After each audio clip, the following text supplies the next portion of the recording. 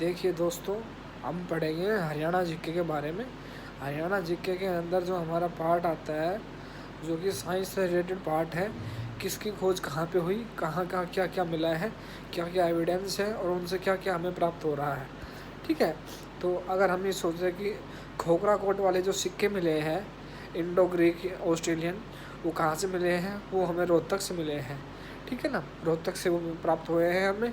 और इसके अलावा जो टकसालें हैं वो कहाँ से प्राप्त हुई है? सोने की जो टकसालें हैं वो प्राप्त हुई है हमारे हिसार से। और हमारी जो सभ्यता है, जो कि हड़प्पा कालीन सभ्यता है, वो राखीगढ़ी हिसार से है। ठीक है। और तो दूसरी जो उनकी जो एक ताबूत मिला है पूरा, एक उसके अंदर हल है, हल हल हल के जो खुरपे होते हैं वो। और उसके अलावा उसके अंदर एक पहिया मिला है, कुछ कुछ बेल मिली है, कुछ छुरियाँ मिली है, कोई मूर्ति मिली है। वो हमें बनावली कहाँ से मिली है? फतेहाबाद से मिली है। ठीक है।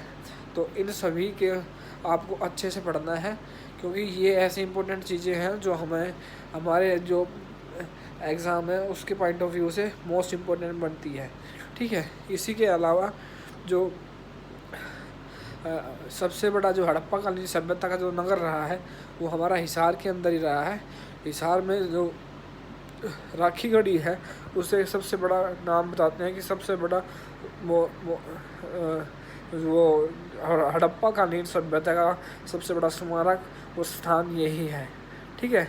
इसी के साथ साथ अगर हम किसी और स्थान की बात करें, तो जो स्थान आते हैं उनके अंदर हिसार आ गया।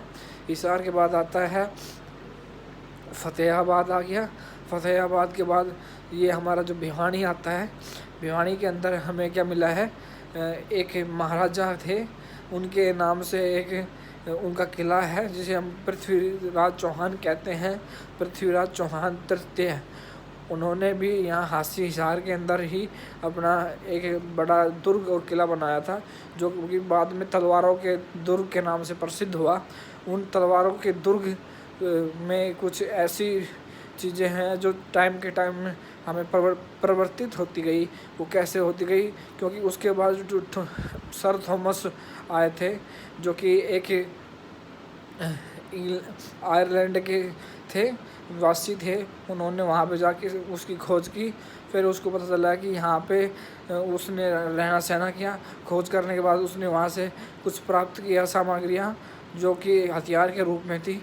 वहाँ से फिर उन्होंने अपनी सभ्यता और अपनी संस्कृति को बढ़ाते हुए हिसार के अंदर चर्च और टेम्पल भी बनवाए हैं।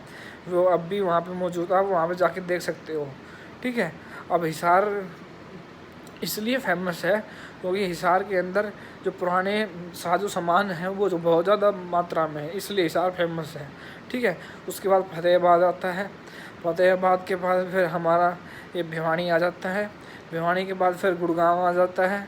फिर हमारा गुड़गांव के बाद महेंद्रगढ़ भी आता है, जहाँ पे चूने पत्थर मिलते हैं, संगमरमर के पत्थर मिलते हैं, जहाँ पे अभ्रक मिलता है, जहाँ पे चांदी मिलती है। ठीक है। शीशे के शीशा मिलता है। ये सभी कहाँ मिलते हैं? महेंद्रगढ़ और जो एनसीआर का जो एरिया है नॉर्थ, जो कि हम जिसे हम कहते हैं दक्षिण हरियाणा, उसके अंदर। और कुरुक्षेत्र और करनाल से हमें प्राप्त हुई हैं ये जो किले हैं, बड़े बड़े किले हैं, उनके सबूत है वहाँ पे ये भी सबूत है कि महाभारत काल में क्या हुआ था वहाँ पे।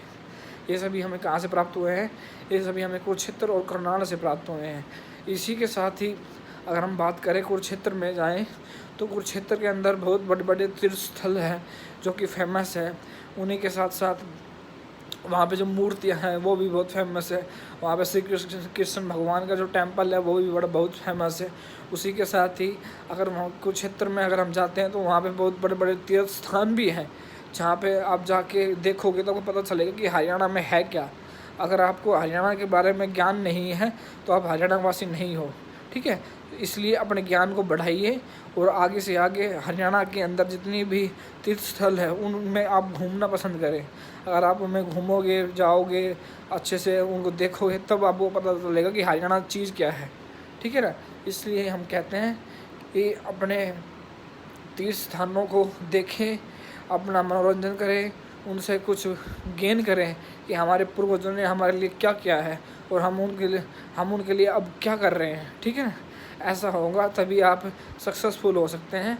और आज के लिए मैं इतना ही पढ़ाना चाहता हूँ कि आप इतना पढ़ें, आगे बढ़ें और अपने आप को ये साबित करके दिखाएं कि हम एचसीएस के लायक हैं।